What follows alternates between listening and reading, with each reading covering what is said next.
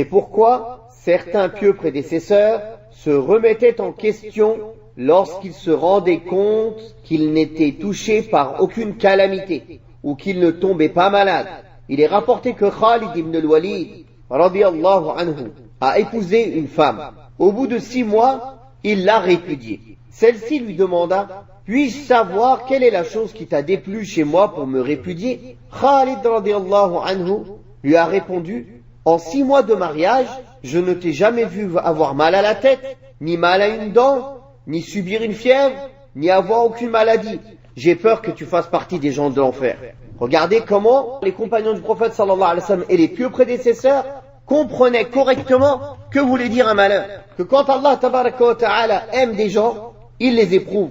Donc quand il a vu que cette personne n'était pas éprouvée du tout, il s'est posé la question si cette femme était bien pour lui. Puis le prophète sallallahu alayhi wa sallam a dit: l'immensité de la récompense est proportionnelle à l'immensité de l'épreuve, et lorsqu'Allah le Très-Haut aime un groupe de personnes, il les éprouve. Subhanallah. Tellement aujourd'hui nous sommes attachés à ce bas monde que la plupart des gens mesurent ou pensent comprendre l'amour d'Allah, mesurer l'amour d'Allah tabaraka wa ta'ala sur eux par l'augmentation de dunya.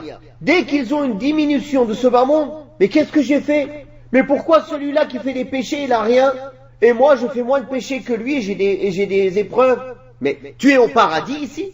Tu as cru que tu étais dans ce monde que pour manger, dormir, prendre des plaisirs? As-tu oublié que tu es dans ce monde pour être éprouvé? As-tu oublié que ce bas monde n'a pas la valeur d'une aile de moustique ou d'une aile d'un insecte volant aux yeux d'Allah subhanahu wa ta'ala? As-tu oublié que ce bas monde il est maudit et tout ce qui est dedans est maudit, sauf l'évocation d'Allah et tout ce qui s'ensuit? Ou un savant ou un étudiant? Qu'as-tu à être attaché à ce monde qui n'a pas la valeur d'une aile de moustique, qui ne vaut rien aux yeux d'Allah?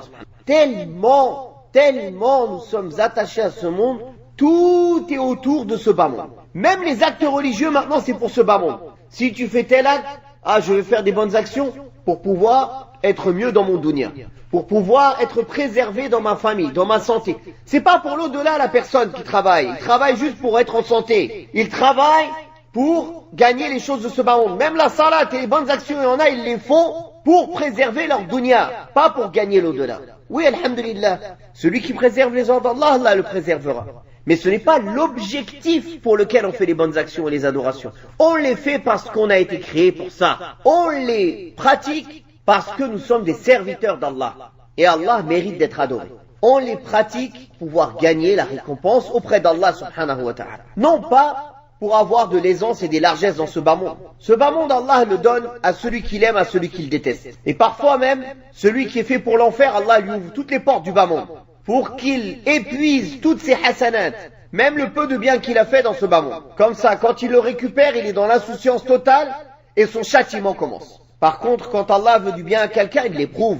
Quand Allah veut du bien à quelqu'un, il le punit pour ses péchés dans ce monde. Comme ça, cette personne qui est croyant, il patiente, il est heureux, car il a tiré 2 bénéfices. Il a tiré le bénéfice que ceci est un moyen d'expier les péchés qu'il a faits.